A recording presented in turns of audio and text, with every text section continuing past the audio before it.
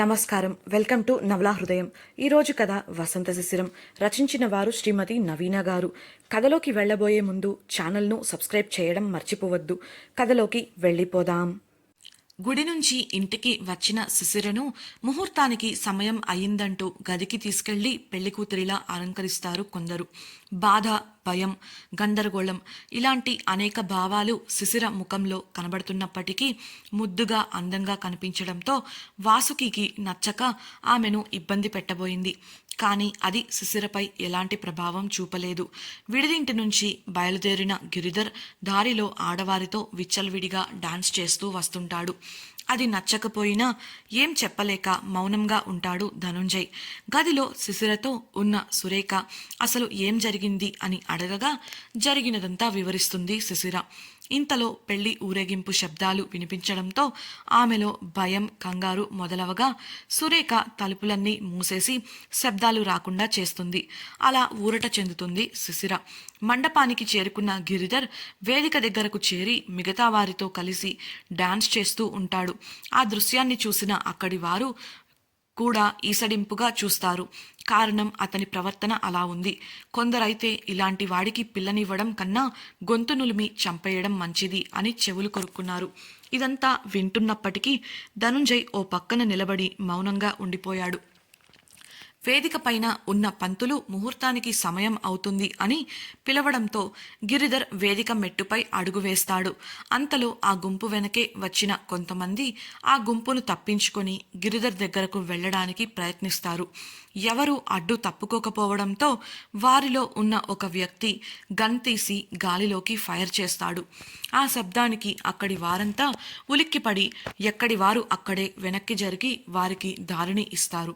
వేదిక మెట్టుపై అడుగు పెట్టబోతున్న గిరిధర్ హఠాత్తుగా వచ్చిన ఆ శబ్దానికి ఉలిక్కిపడి వెనక్కి తిరిగాడు. ఎదురుగా గన్స్తో తనను చుట్టుముట్టిన పోలీసులను చూసి షాక్ అవుతాడు. వారిలో ఉన్న ఒక 27 ఏళ్ల వయసున్న ఒక ఆఫీసర్ని చూసిన గిరిధర్ వెకిలిగా నవ్వుతూ, ఏంటి అరవింద్, మా మర్యాదలు తట్టుకోలేక ట్రాన్స్ఫర్ అయ్యావు కదా, అప్పుడే మర్చిపోయినట్లున్నావు, మళ్ళీ మా మర్యాదలను అందుకోవాలని ఆశ కలిగి వచ్చావా అని అడుగుతాడు. అందుకు అరవింద్ అతని వైపు కోపంగా చూస్తూ ముందుకొచ్చి అందరి ముందు గిరిధర్ చెంపపై లాగిపెట్టి కొడతాడు. గతంలో అరవింద్ ఆ ఏరియాలో పనిచేస్తున్న సమయంలో గిరిధర్పై ఎన్ని కంప్లైంట్స్ వచ్చినా అరెస్టు చేయడానికి వెళ్లేలోపు కేసు పెట్టిన వారిని భయపెట్టేవాడు. దానివల్ల వారు కేసుని వాపస్ తీసుకునేవారు.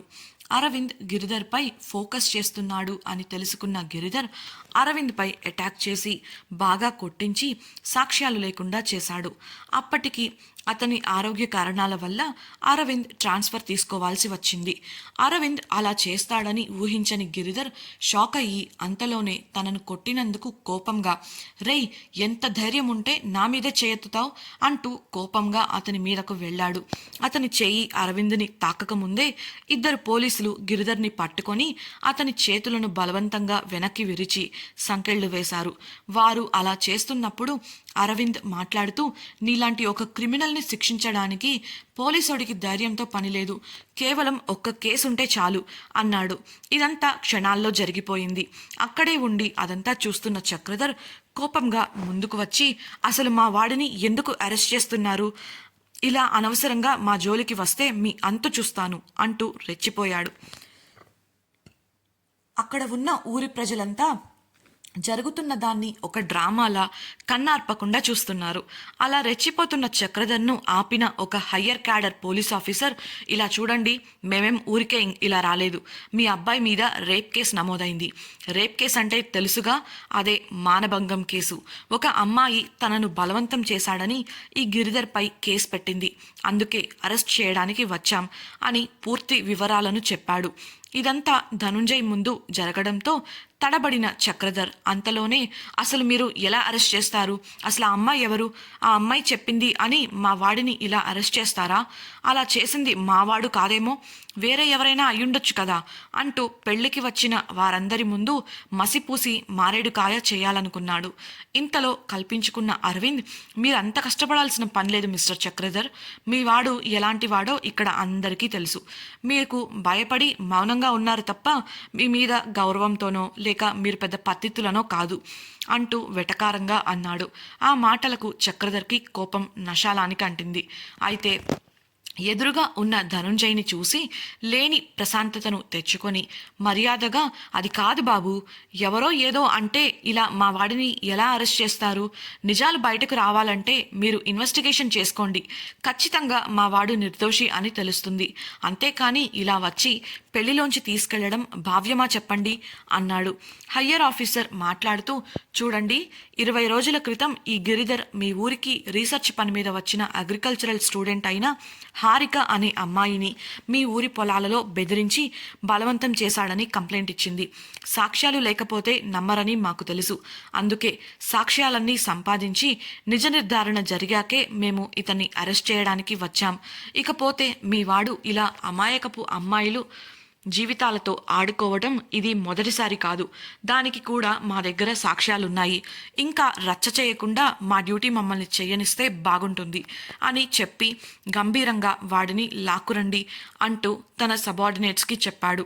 అప్పటికే గిరిధర్ని బంధించి పట్టుకున్న 2 పోలీసులు అతన్ని ముందుకు తీసుకెళ్లారు. అంతలోనే గిరిధర్ మనుషులు గిరిధర్ సైగ చేయడంతో ఆ పోలీసులను చుట్టుముట్టి అడ్డగించారు. గిరిధర్ కూడా సంకెళ్లు విడిపించుకుంటూ వాళ్లపై విరుచుకుపడటానికి విశ్వ ప్రయత్నాలు చేశాడు. అయితే అతన్ని నిలువరించేందుకు ఆ 2 పోలీసులు ప్రయత్నించగా దున్నపోతు లాంటి గిరిధర్ శరీర బలానికి వారి వల్ల కాక మరో 2 సాయం తీసుకొని అతన్ని నిలువరించారు. అయినప్పటికీ అతను ఆవేశంగా బుసలు కొడుతూ ఉన్నాడు. అతని ఊపిరి వేగంగా ఉంది. అతని నుంచి ఒక రకమైన వాసన గాఢంగా వస్తుండటంతో అతని పక్కన ఉన్న పోలీసులు చీదరింపుగా చూస్తున్నారు. ఇంతలో వారిలో ఒకరు, ఏరా, బుద్ధున్నవాడెవడైనా పెళ్లి రోజు కూడా ఇంతలా తాగుతాడా? చిచి అంటూ ఈసడించుకున్నాడు. చుట్టుపక్కల వారు అది విని గుసగుసలాడుకోవటం మొదలుపెట్టారు. ధనుంజయ్ పక్కనే ఉన్న ప్రకాశం ఆయనకు మాత్రం వినపడేలా చిన్నగా మొహమాటంగా, అన్నయ్య, ఇంకొకసారి ఈ పెళ్లి గురించి ఆలోచిస్తే బాగుంటుందేమో. మన అమ్మాయి భవిష్యత్తు చూసి చూసి ఇలాంటి వాడి చేతిలో అని ఇంకా ఏదో అనబోతూ ధనుంజయ్ ముఖంలో ఉన్న హావభావాలను చూసి ఆగిపోయాడు. ప్రకాశం ధనుంజయ్తో ఏదో మాట్లాడటం చూసిన చక్రధర్ ఆఫీసర్తో, చూడండి సార్, మీరు కావాలంటే మా వాడిని తీసుకెళ్లొచ్చు అని ఇంకా ఏదో అంటుండగా గిరిధర్, నాన్న, ఏం మాట్లాడుతున్నావు? ఈ వెధవలు నన్ను తీసుకెళ్లేదేంటి? దమ్ముంటే ఈ సంకెళ్ళు విప్పండ్రా, మీ అంతు చూస్తా అంటూ ఒంటికాలు మీద లేచాడు. వెంటనే చక్రధర్ గిరిధర్ చంప పగలగొట్టాడు. మళ్ళీ మాట్లాడుతూ, వాడేదో ఆవేశంలో అలా అంటున్నాడు సార్, ఏం పట్టించుకోవద్దు. దయచేసి ఈ పెళ్లి అయ్యే వరకు ఆగండి. చూడండి, ధనుంజయ్ గారికి ఈ చుట్టుపక్కల గ్రామాల్లో ఎంత పేరు ప్రతిష్టలు ఉన్నాయో మీకు తెలిసే ఉంటుంది. మా కోసం కాకపోయినా కనీసం ఆయన కోసమైనా మీరు ఈ సాయం చెయ్యండి. అసలే ఆడపిల్ల పెళ్లి పీటల దాకా వచ్చి ఆగిపోతే రేపు ఆ అమ్మాయి పరిస్థితి ఏంటి అంటూ ధనుంజయ్ పేరు చెబితేనైనా ఆయనపై గౌరవంతో పెళ్లి అయ్యే వరకు గిరిధర్ని అరెస్ట్ చేయకుండా ఉంటారని అతని ప్లాన్. ఆ తర్వాత ఎలాగో లాయర్ని తీసుకొని వెళ్ళి అతన్ని విడిపించుకొని రావాలి అని అనుకున్నాడు. ఎలా అయినా ఈ పెళ్లి జరగాలి అని ఆడపిల్ల అనే సెంటిమెంట్ని కూడా వాడాడు అతడు. ఇవన్నీ వింటున్న ధనుంజయ్ మాత్రం తుమ్మ చెట్టులా చోద్యం చూస్తూ నిలబడ్డాడు. అతని ముఖంలో ఎలాంటి హావభావాలు లేకపోవడంతో అతని మనసులో ఏముందో చక్రధర్కి అర్థం కావడం లేదు. చక్రధర్ మాటలు విన్న పోలీస్ ఆఫీసర్ ఆలోచనలో పడ్డాడు. ఒకవైపు డ్యూటీ, మరోవైపు ఆడపిల్ల జీవితం అనే 2 దారుల మధ్య సంఘర్షణ పడుతున్నాడు. సరే, ఎలాగూ అరెస్టు చేయడం ఖాయం కదా, లేటుగా చేద్దాం, అప్పుడు ఆడపిల్లకు అన్యాయం చెయ్యం కదా అని అనిపిస్తుంటే, మరో ప్రక్క అంతరాత్మ ఇలాంటి వెధవని పెళ్లి చేసుకుంటే మాత్రం ఆ ఆడపిల్ల బ్రతుకు బుగ్గిపాలు కాదా అని హెచ్చరిస్తోంది. మరోవైపు డ్యూటీ ఏమో, ఎవరెలా పోతే నీకేంటి, డ్యూటీయే ముఖ్యం, వాడిని ఎలా అయినా అరెస్ట్ చేయాల్సిందే అంటుంది. ఎటూ తేల్చుకోలేక అంతః సంఘర్షణలో ఉన్నాడు ఆ ఆఫీసర్. ప్లానులో భాగంగా ముందే గుడికి వెళ్ళిన కిన్నెర అక్కడ ఏ బండి కనపడక కాస్త దూరం వెళ్ళి సెంటర్లా ఉన్న ప్లేస్లో బండి కోసం చూసింది. ఇంతలో ఆ దారిలో ఒక కార్ వస్తూ కనిపించడంతో ఆ కార్ని ఆపింది. నిజానికి ఎలా అయినా ఈ పెళ్లి జరగాలి అనేది వాసుకి ప్లాన్ అయితే దాని వెనుక ఉన్న అసలు రహస్యం తెలియని కిన్నెర ఎలా అయినా శిశిరను ధనుంజయ్ జీవితంలోంచి పూర్తిగా బయటకు పంపించాలని అనుకుంది. అందుకు ఈ పెళ్లిని మార్గంగా ఎంచుకుంది.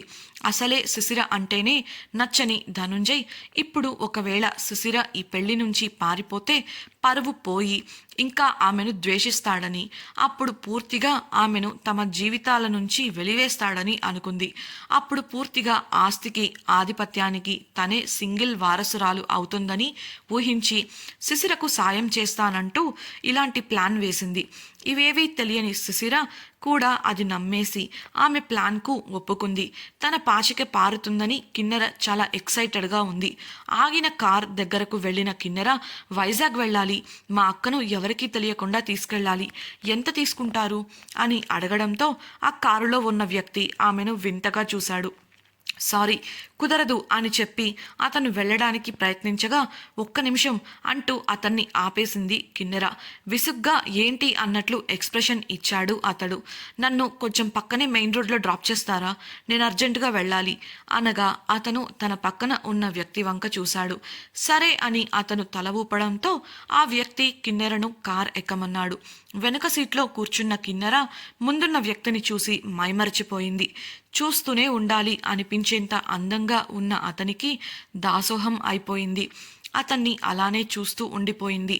ఇంతలో డ్రైవర్ సీట్లో ఉన్న వ్యక్తి అది గమనించి కావాలనే బ్రేక్ వేయడంతో ఈ లోకంలోకి వచ్చింది.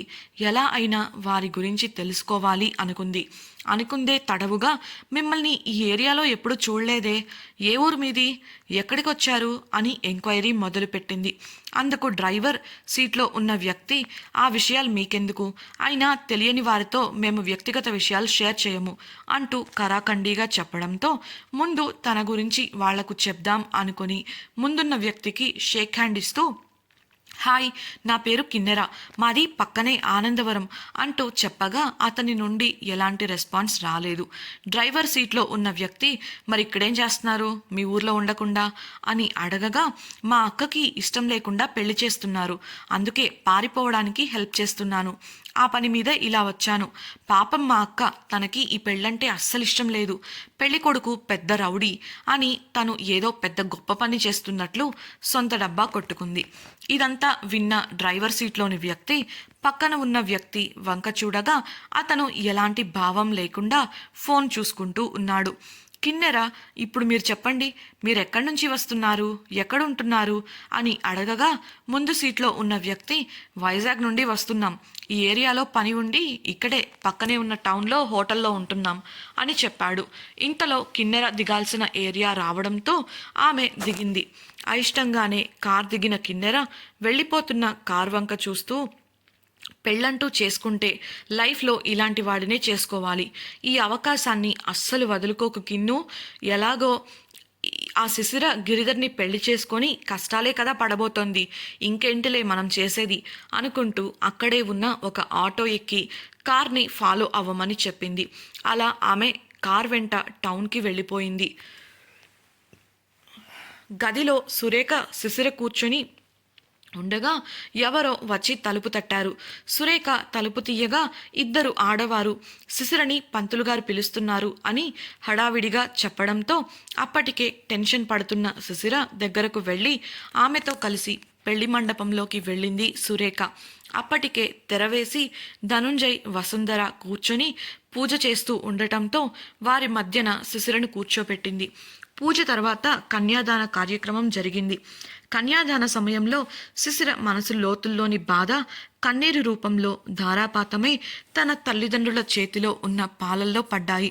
వారు ఆ పాలతోనే అల్లుడి పాదాలు కడిగి పూజించి వాటిని తమ తలపై చల్లుకున్నారు. ఇదంతా జరుగుతున్నప్పుడు శిశిర, వసుంధర ముఖాలలో ఉన్న బాధలో ఇసుమంత కూడా ధనుంజయ్లో శిశిరకు కనిపించలేదు. ముహూర్తం టైం అయిందంటూ పూజారి చెప్పి జీలకర్ర బెల్లం వధూవరుల చేతికి అందించాడు. ముహూర్త సమయానికి జీలకర్ర బెల్లం పెట్టించాడు. ఆ తరువాత ఒకరి కళ్ళల్లోకి ఇంకొకరు చూసుకోమని వధూవరులకు చెప్పి వారి మధ్యన ఉన్న తెరను తొలగించాడు. ఇక తన జీవితం ముగిసిపోయింది అని అనుకుంటూ కళ్ళ నిండా నీళ్లతో అయిష్టంగానే తల ఎత్తి చూసిన సుశిర గుండె జల్లుమంది.